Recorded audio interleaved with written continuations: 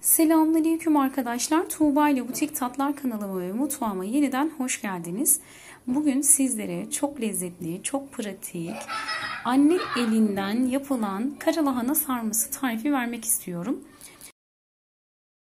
Karadeniz bölgesinde çok yaygın bir şekilde yapılan karalahana sarmasını bugün kayınvalidem yani annem yapacak ve onun ellerinden bir sarma yiyeceğiz inşallah. Şimdi arkadaşlar şurada gördüğünüz gibi haşlanmış olan karalahanalarımız var. Bu lahanaları sıcak suyun içerisinde 5 dakika haşladık ve hemen soğuk suyun altına aldık ve süzgece bıraktık. 2 orta boy yemeklik olarak doğranmış soğanları uygun bir tencerenin içerisine alıyoruz.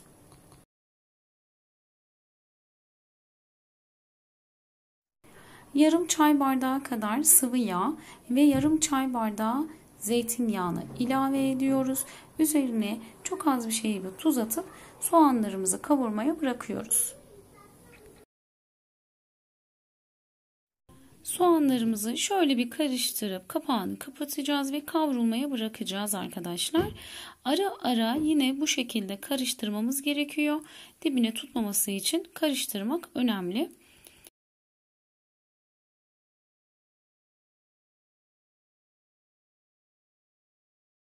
Şimdi şöyle tekrar bir soğanlarıma bakıyorum. Soğanlar kavrulmuş. Gördüğünüz gibi annem içerisine şimdi salçasını ilave ediyor. Bir yemek kaşığı acı biber salçası, bir yemek kaşığı domates salçası ve bir yemek kaşığı tatlı biber salçasını ilave etti.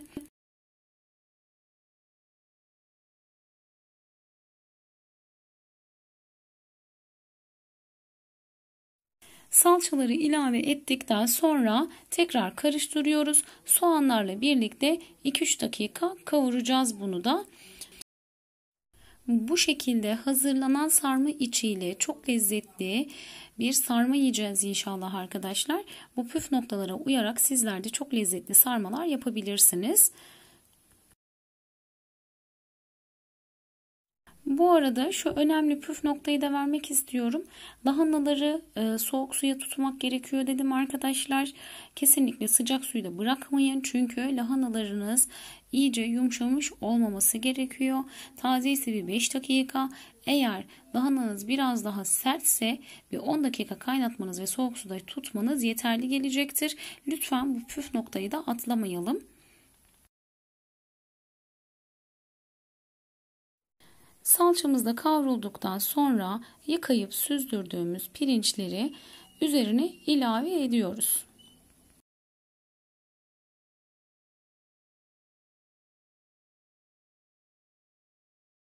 İlave ettiğimiz pirinçleri şöyle karıştırıyor annem. Bu pirinçleri de 2-3 dakika yine kavuracağız.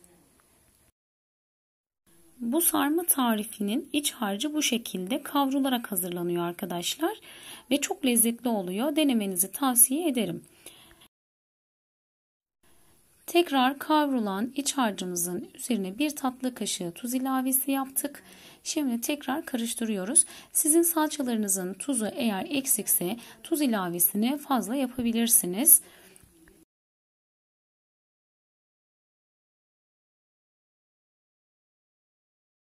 Kavrulan iç harcımızın içerisine şimdi bir çay kaşığı karabiber ve bir çay kaşığı tepeleme nane ilave ediyoruz ve karıştıracağız tekrar.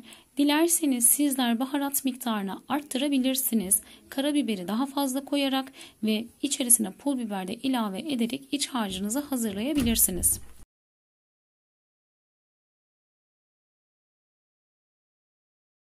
İlave ettiğimiz baharatları iyice karıştırdıktan sonra ocağımızın altını kapatıyoruz ve kavrulma işlemi bitti arkadaşlar. Şimdi içerisine doğramış olduğumuz 5-6 dal maydanozu ilave ettik ve tekrar karıştıracağız. Ve bir müddet iç harcımızın soğuması için bekleyeceğiz.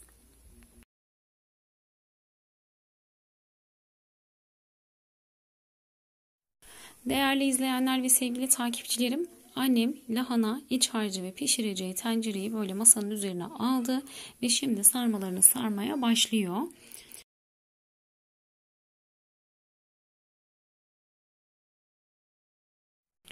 Annem elinin içinde çabuk çabuk hemen sarıp pişireceği tencerenin içerisine gelişi güzel koyacak. Şimdi sizlere daha yakından da göstereceğiz inşallah.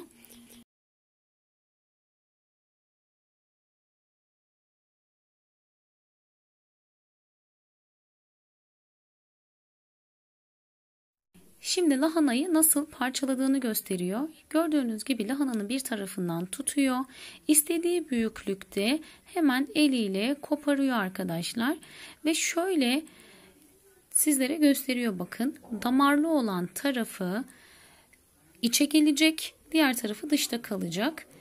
Ve içerisine lahananın büyüklüğüne göre yeterli miktarda iç harcını ilave ediyor.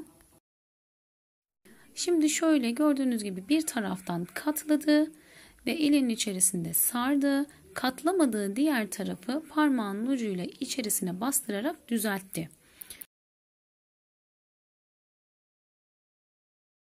Bu şekilde bütün iç harcımız bitene kadar lahanalarımızı sarmaya devam edeceğiz inşallah. Ben de anneme yardım edeceğim ve ben de sizlere tahtada nasıl sarıldığını inşallah göstermeye çalışacağım.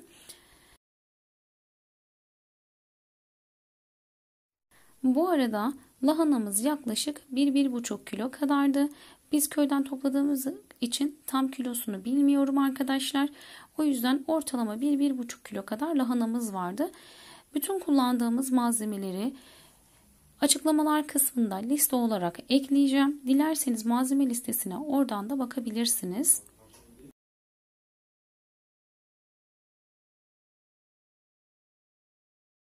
Annem sizlere tekrar gösteriyor arkadaşlar. Damarlı kısmı iç tarafta kalacak. İç harcımızı içerisine koyuyoruz ve katlayarak güzelce sarıyoruz.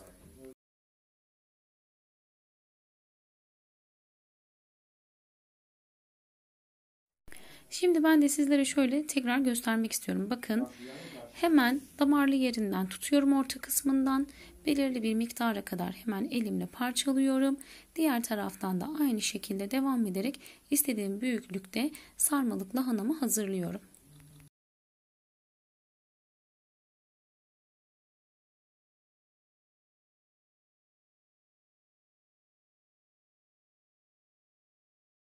Hazırlamış olduğum lahanayı alıyorum arkadaşlar. İçerisine şöyle bir çay kaşığı kadar iç harcımdan ilave ettim. Ve iki yandan katlıyorum. Gördüğünüz gibi. Sonra sarmaya başlıyorum. Tabii ben annem kadar hızlı saramıyorum. Ama ben böyle tahtada ona yardım ediyorum inşallah. Şöyle sardıktan sonra da baş kısımlarından bastırıyorum ve daha düzgün durması için bu işlemi yapıyorum.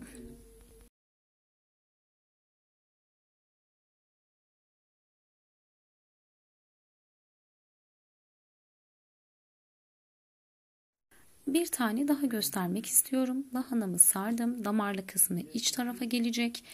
İç harcımı koydum ve düzelttim. İki yanlardan katlayıp sarmaya devam ediyorum. Bu şekilde bütün lahanalarımız bitene kadar devam edeceğiz arkadaşlar. Ve kalem gibi sarmalarımızı sarıp çok lezzetli sarmalar elde edeceğiz inşallah.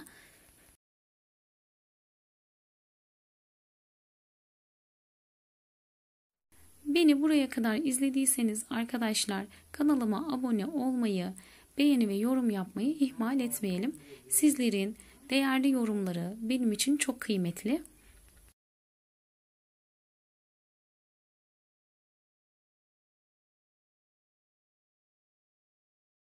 Hazırlamış olduğumuz sarmalarımızı böyle gelişi güzel tencerenin içerisine atıyoruz. Gördüğünüz gibi bütün sarmalarımız hazır. Şimdi arkadaşlar iç hazırladığımız tencerenin içerisine yarım çay bardağı sıvı yağımızı alıyoruz. Anneler böyledir. Tekrardan kap bulaştırmaya gerek yok. İç harcımızı hazırladığımız tencerede tekrar geri salça sosumuzu hazırlayabiliriz tabii ki. Yağın içerisine 1 yemek kaşığı domates salçasını aldık ve kavuruyoruz. Kavrulan salçamızın içerisine bir miktar su ilave ediyoruz ve 1-2 taşım kaynatacağız.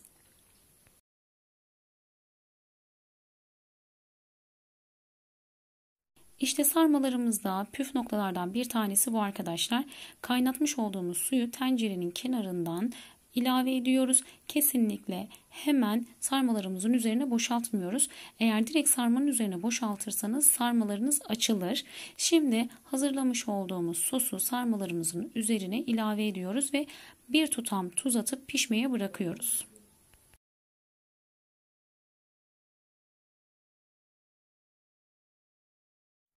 Sarmalar pişerken sizlere de göstermek istedim. Sarmada limon seven arkadaşlarım için tencerenizi ocaktan almadan 5 dakika önce limon ilavesi yapabilirsiniz. Daha öncesinde limon ilavesi lahanalarınızın geç pişmesine sebep olacaktır. Lütfen bu püf noktayı da atlamayalım.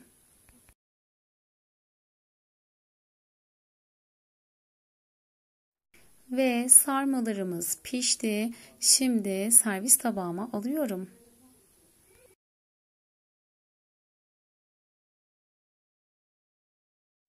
Ve sarmalarımızın yanına sarımsaklı yoğurdumuzu aldık. Servise hazır arkadaşlar. Dilerseniz yanında çayla da tüketebileceğiniz bu lezzetli tarifi deneyecek olan arkadaşlarıma şimdiden kolay gelsin, afiyet olsun diyorum. Diğer tariflerde görüşmek üzere. Allah'a emanet olun, sağlıkla kalın, hoşça kalın.